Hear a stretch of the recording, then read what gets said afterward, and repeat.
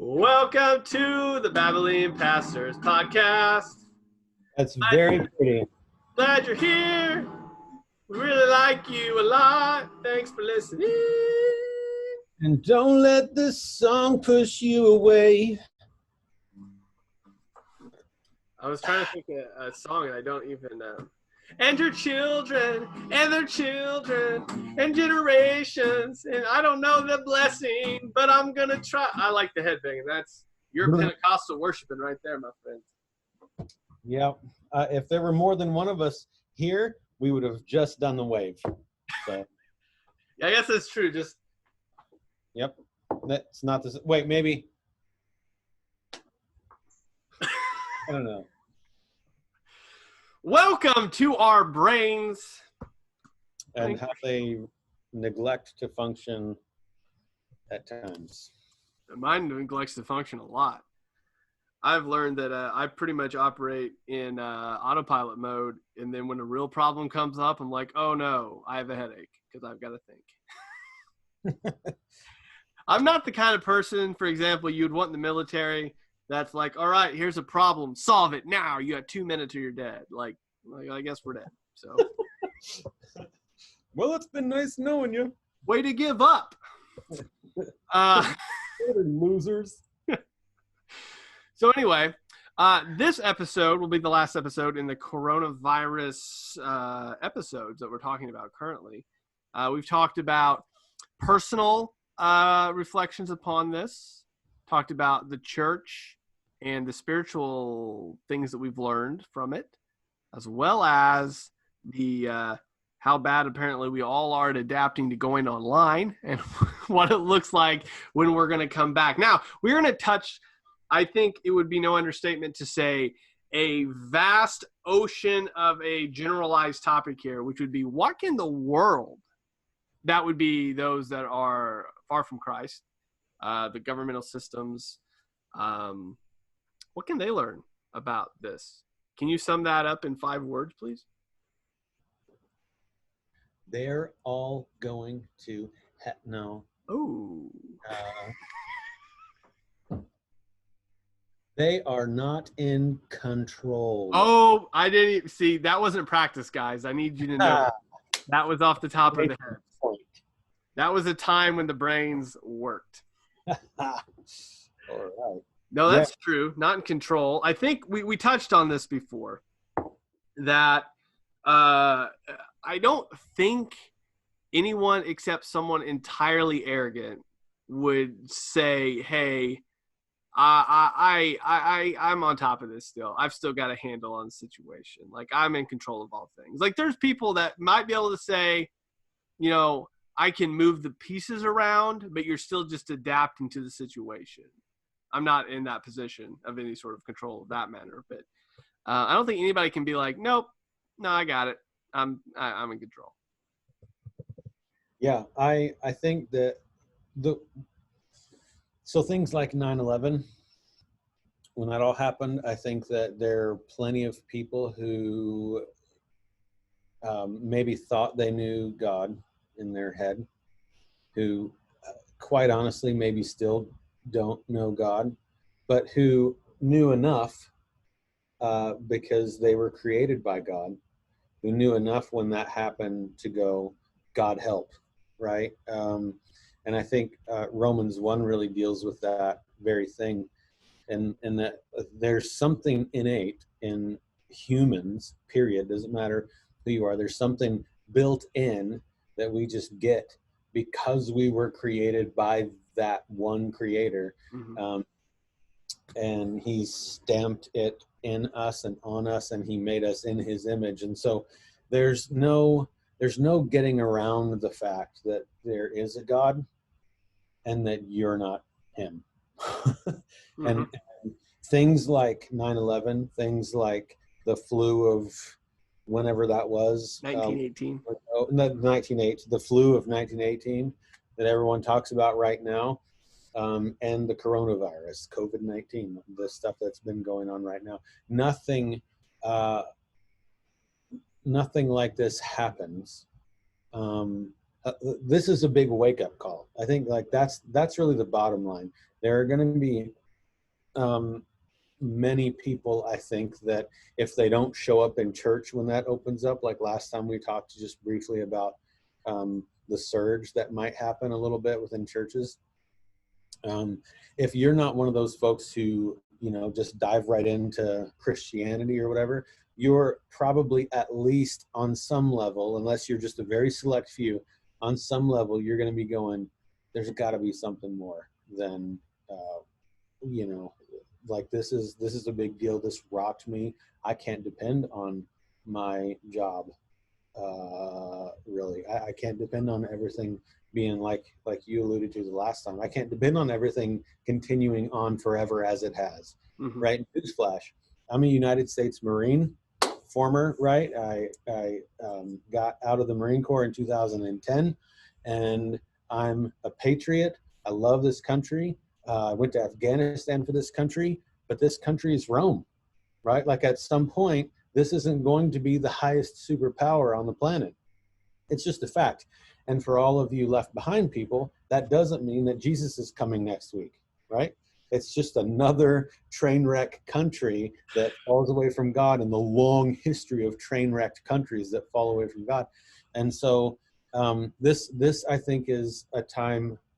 One of the things that Satan is going to do here is there's going to be a group of folks who don't get anything spiritual from this, but instead who get when humanity really bands together, we accomplish great things, right? And that's what they'll get from this. There's a certain governor of a certain state that basically said that exact same thing. Okay, well. Did you not hear that? No, look, you know what? As a pastor and leader here, I've basically been trying to take in not the Q&A even, but Trump's stuff as much as I can. Maybe 3 or 4 times a week I get to hear that. Yeah. And then our governor's stuff, because the rest of the time I'm video editing now. So, but no.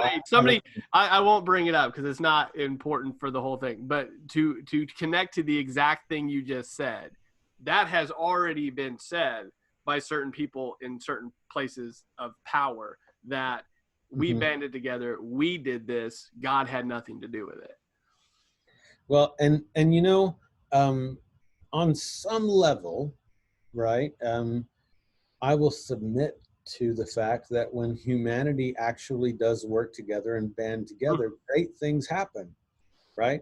It's not void of God, however, because humanity was created in God's image. And so even the unbeliever, the good that you see in an unbeliever, the pure motives from time to time that you see in an unbeliever when they're helping someone else out, that stuff simply reflects the Creator. It is not void of the Creator. So anyway, I think that the big takeaway from this is that you are not in control of literally anything. You can do all the preparing you want. You can do the 401ks. You can build a bunker in your backyard. You can, dude, that TV show, Preppers, has become one of the, like when I turn on our Netflix, it's one of the trending things all the time now. And so I'm like, all right. So I turned it on, right? And I got through maybe 4 minutes of the first one. And I think maybe it's because of the Marine Corps a little bit or something, but like I've watched this and I'm like, this Joker's dead. If anything. This isn't gonna work, man. You store up all the ammo you want, bro. But anyway, that was a huge sidestep. But you can do all the preparation that you want to do, right? The 401ks and all that stuff. Oh, newsflash! Look at the economy right now. Look at the stock market right now. Like you can't put your faith in anything that's in your control. Period. Yeah. Yeah, and I think, and that would be the biggest thing, and that's a lot of the conversations I've had with people, is that I think what the world can learn from this, and this is just conversations I've had with unbelievers, that there is this assumption, and we talked about this in April's podcast, the first one, the total depravity. There's this assumption in people's life, especially in America. Now, I don't know if this translates in other parts of the world, but I would say probably most first world countries would have this same idea that, innately people are good. Innately life will keep going on as good as it has always gone, with slight ups and downs. But there isn't a prevailing idea that if everything around us collapse, like there's this idea that we would figure out a way to make it through, right? And in part, like you said, I think that there would, because we do have this idea of God built into us, there is this innate good in people. But even the best of people that I know that don't believe in Jesus would eventually say that if it comes down to it, like, I'm going to kill you for your food. Like that's just the idea. That's just where they eventually, if you push them, they land. So all of that to say is that you're not in control, and you are always for yourself when the rubber meets the road. Like, so if you take away all of the good that Rome provides, right? So the healthcare and the paycheck and the grocery stores, and you say that's all gone. Like, I think that at that point, people finally realize that, I'm not in control of anything at all. At all. Like, you're not in control of it. One of the best examples of this, I think, is what my brother gave me, because he was in the Marines as well. He came back from doing food drops in Pakistan whenever they had all those floods. And he said that you want to see humanity like what we are at our core. You are on a ship dropping food to people that are starving to death in a country that's the only way they're going to get it. And he said, people were fighting. They were sending little kids in there to get it because they were smaller and they could get in there quicker. Like that's humanity at its core when like the rubber meets the road. Like, so they're not lining up to help each other out. Like, they don't have control of it and they know it. And so I think that's what the world can learn, is that we're not prepared for it and we're not in control. So what can the world learn that it might not, is that there is somebody that is in control of everything. And that's the Jesus we're talking about. And I think, even though, going back to April's podcast, though you may disagree with that theology, I think that there's a reality in there that states that, God is in control of all things. And what I've seen, especially as far as the Christian side, I know we're talking about the world, but there's a lot of people trying to make God, like they're trying to work out no, he's really, they're trying to explain away parts of God's attribute to try to make him nicer when he doesn't need to be defended. We just need to realize that God is in control of all things, even the coronavirus. So, I think that Scripture addresses. That's kind of what I've been doing right here. Is like Scripture addresses, if you're not familiar with it, everything in some way. It just does. And we talked briefly about Romans 1 when we did the Q&A and did the homosexuality topic. But Romans 1 also, it just read 3 verses. It says, "For although they knew God, they did not honor him as God or give thanks to him, but they became futile in their thinking, and their foolish hearts were darkened. Claiming to be wise, they became fools and exchanged the glory of the immortal God for images resembling mortal man and birds and animals and creeping things." And that is where, the governor you were talking about, the whole idea that no, even though this big thing happened, and even though people died, and even though worldwide, like, a germ brought the entire world to its knees, right? Even though that just happened, somehow you're going to come away from this and go, no, but I don't need God. We just need to band together. The whole premise behind prepping is that when the end comes, you're screwed and I'm not, bro. Right? The whole premise behind, you look at America, right? And again, right? Like I would view myself as a patriot. I love this country. I'm so thankful that I was born here and that I get to live here. It's a blessing. But even in America, what have we done? We've tried to figure out a way to look after ourselves. And then at some point, hopefully we'll be in a place where we can help others. The whole idea is me, right? The whole thing is me first. And so when we think about depending on one another, like that is exchanging the glory of the immortal God for the images resembling his creation that he created. He's the creator. He's in control. And here there are going to be those people who are still blinded to that, regardless of everything that has just been happening in the world. And I think that the next verse, the next few words actually are really important for you if that's you. And it says, therefore God gave them up. I think you can read the rest of it yourself, but that's pretty important, right? I mean, if that's where you are, if you're listening to this or watching, and that's where you are, screw God, I still don't need him. Is there even a such thing? Look what he did with this virus. He's killing people. Like, if that's you, understand that, like, there's no guarantee he's going to give you a shot, right? Like, this isn't just some dude in control of stuff. So, well, and I think tying into that, as far as the exchanging that, is that what we see happen, especially in times where, like, as soon as we realize we're not in control, we try to grab for control as fast as we can, like a semblance of it. So as soon as we all understand that, oh no, we weren't in control of our jobs, we go, okay, well, what can we control? Government, please give me money. Like you need to take care of me, or I'm not in control. So what can I, like, so the most asinine example of this is I'm not in control. I'm going to go hoard all of the toilet paper and sanitizer, right? So I'm not in control, but I can control that.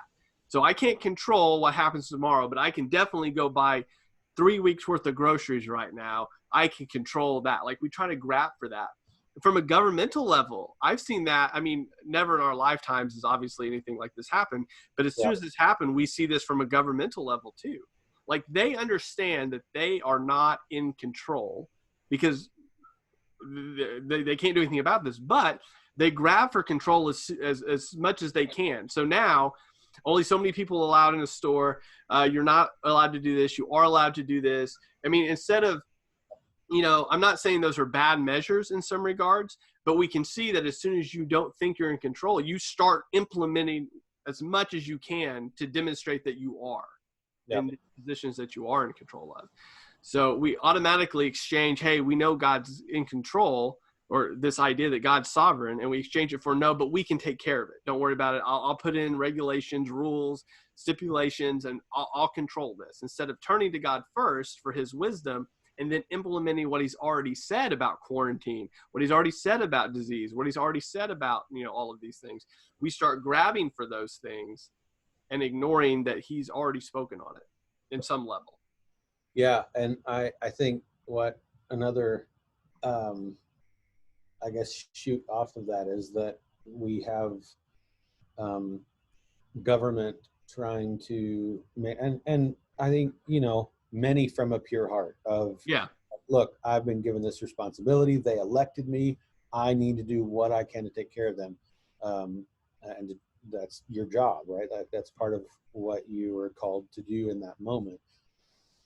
And what we see, partly just because of the culture in America lately, but just partly a bigger part, because this is humanity apart from God, is no matter the heart behind it, and no matter how hard they try and how many hours they put in and how many incredible staff they put around them to try and figure this thing out, there will always be one side that goes, how dare you neglect this, or how dare you not do this, and the other side that says, how dare you encroach on my freedoms, and how dare, like there's no pleasing anybody. No.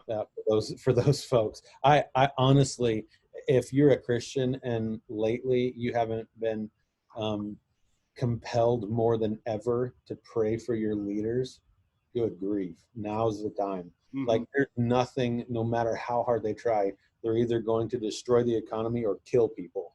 Like, there's no good answer there. Yeah. So anyway, that was an offshoot, but that was they're all getting to feel like some of you pastors feel sometimes. Like, no matter what you do, if I play contemporary or hymns, there's going to be somebody that's upset with me all the time. So they're getting it from every side. Exactly. So, and I think, Another thing that comes to my mind is for the people who treat this as the wake-up call that it is, right, is that Scripture. So I've been preparing things more long-term as our church goes through Matthew. And I've just been looking. We're still in the Sermon on the Mount and probably will be for the year almost. And so in looking at that in chapter 6, there's this point at the end when we realize that you can't live for you and for God, right? Toward the middle, I guess.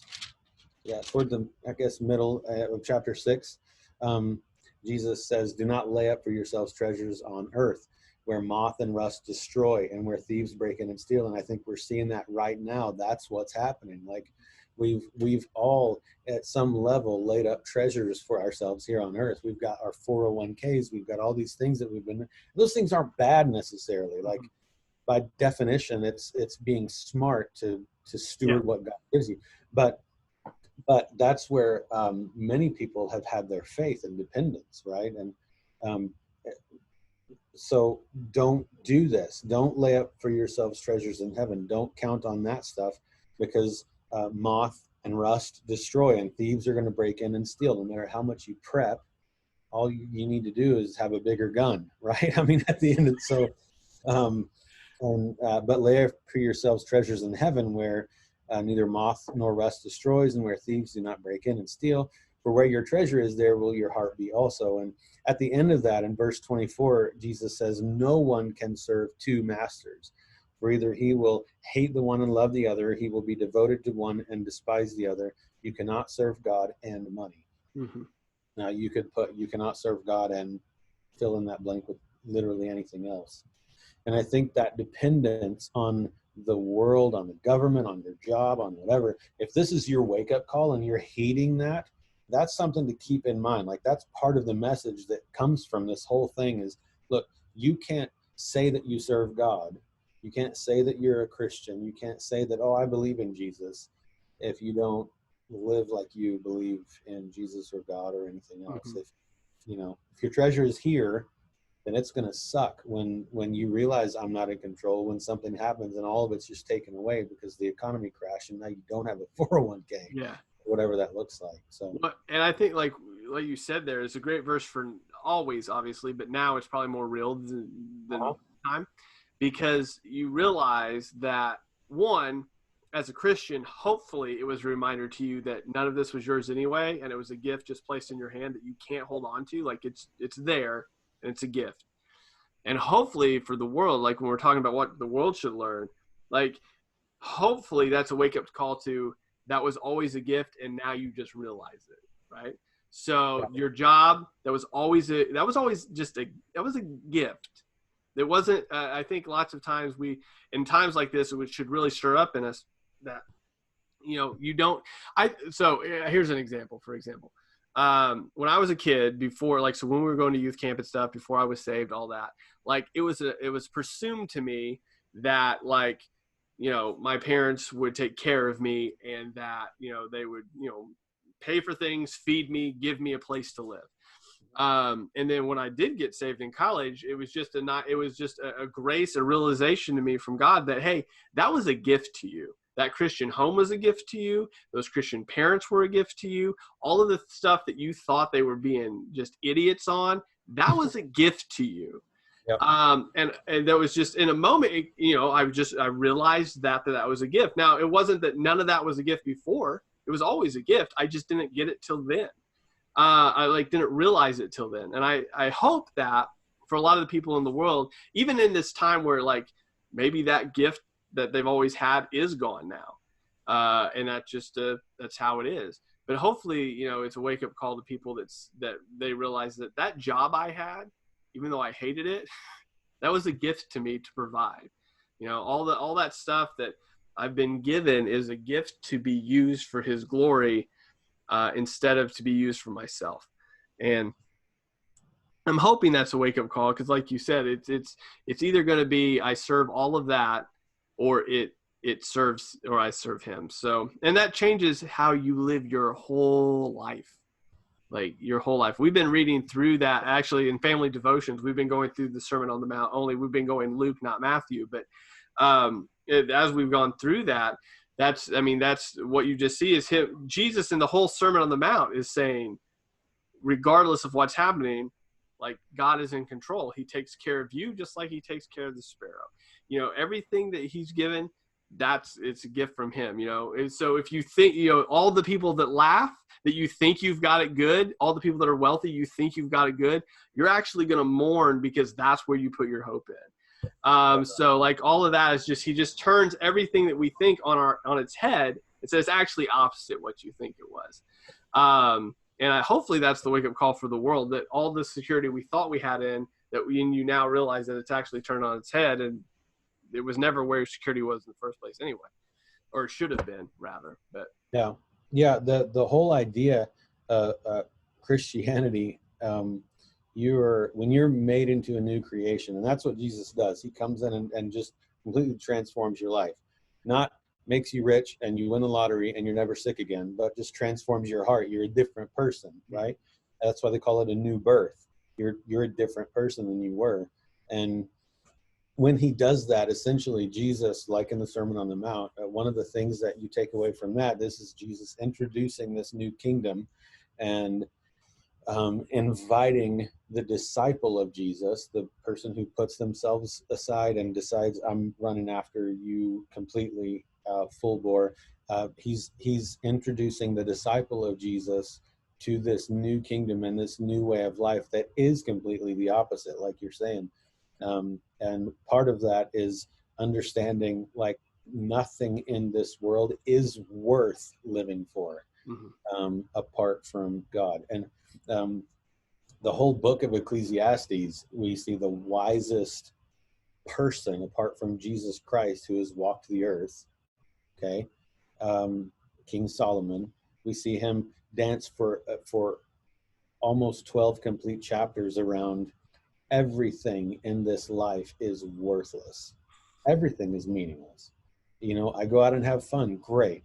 It doesn't matter what has actually happened there. Who cares? You know, like the meaning of life. He talks all about this kind of stuff and how literally at the end of the day, everything is worthless. And then at the very end of this 12 chapters of depression, essentially. And this is a guy who had it all, right?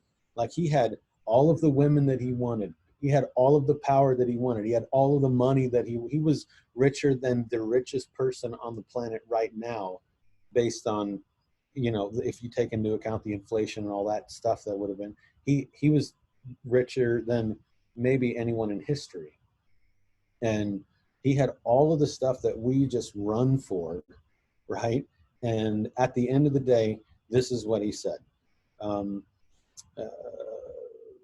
The last two verses in the whole book, he says, the end of the matter. So after all the crap I've talked about, after all the worthlessness that I've been chasing my whole life, the end of the matter, all has been heard. Fear God and keep his commandments, for this is the whole duty of man. For God will bring every deed into judgment with every secret thing, whether good or evil. So that's the point. Like, that's Christianity. Like, all of the other stuff to you becomes worthless when God sheds light on reality, right? And you realize, oh, shoot, I can't depend on fill in the blank, anything else, any other people, right? Then at the end of the day, that's what we're left with. We're either left with completely meaninglessness, like nothingness, or we're left with, there is a God who did create this and who did create me, which if you look at all the evidences, you can't get around that.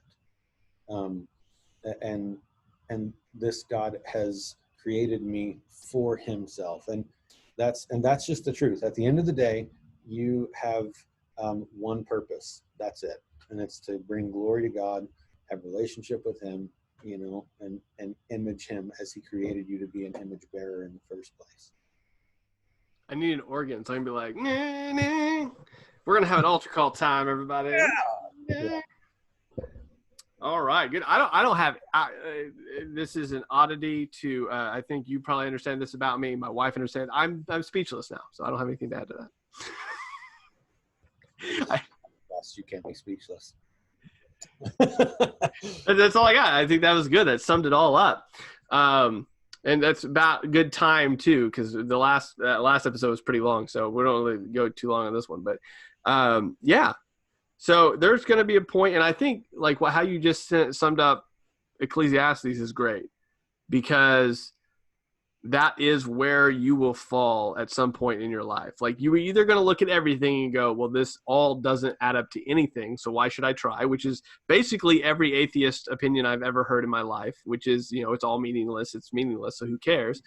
Or the other side, which is fear God and obey his commandments, which should be the Christian response to that, which oddly enough, that Ecclesiastes was written far back, but yet it is the one of, again, atheists today or ever always end up on that one side of everything is meaningless. So I think one thing is true, and this will be my last word, I guess, on it as we close out this month's episodes, but you will either end up with this, you'll come out on the other side of the coronavirus and go, well, this just proves that we're not in control of anything, and you might as well live your life however you want because you could die tomorrow. So party on. Or do what? YOLO. YOLO. Or you'll come up on the other side going, okay, there is a bigger thing happening here than I've ever thought about before. And I want to go after that.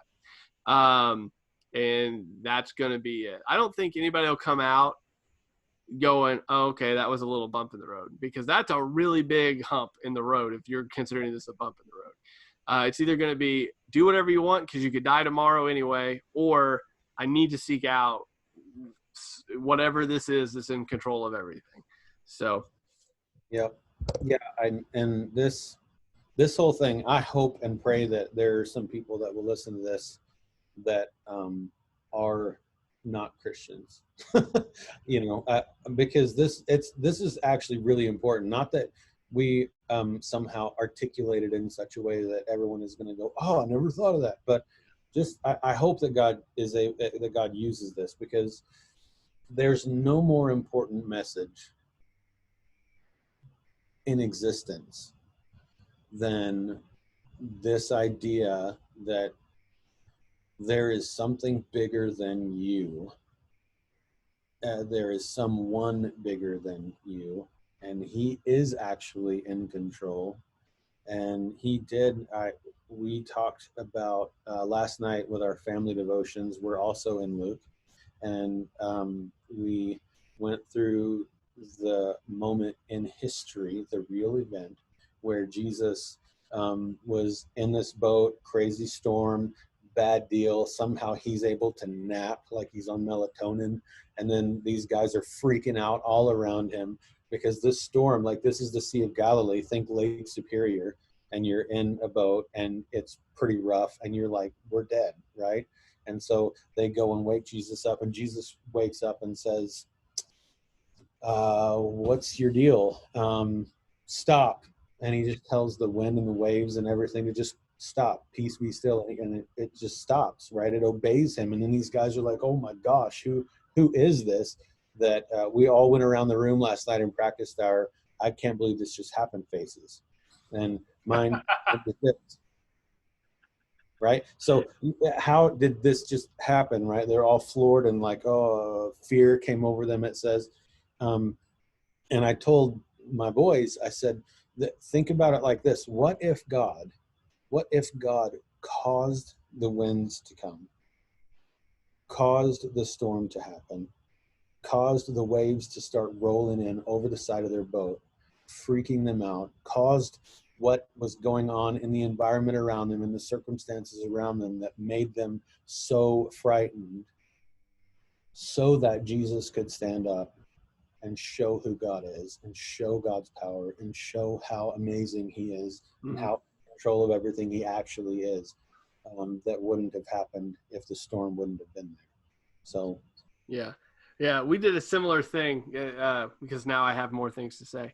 But we were in actually Luke after the Sermon on the Mount, where Jesus goes into Capernaum, and the centurion sends people to Jesus, and he's like, "Hey, don't worry about coming because I know you can just say the word." And then Jesus uses that opportunity. He's like, "I haven't seen faith like this in all of Israel," and really just talk through that about the fact that like this centurion, somebody that was a God-fearer but was not part of Israel, is the one that goes, you don't even have to show up. Just say it. And he goes, y'all don't even, like, you're looking for, like, you're following me, like, wondering if I'm him. And this guy knows I just have to say something. Like, and it's just like that.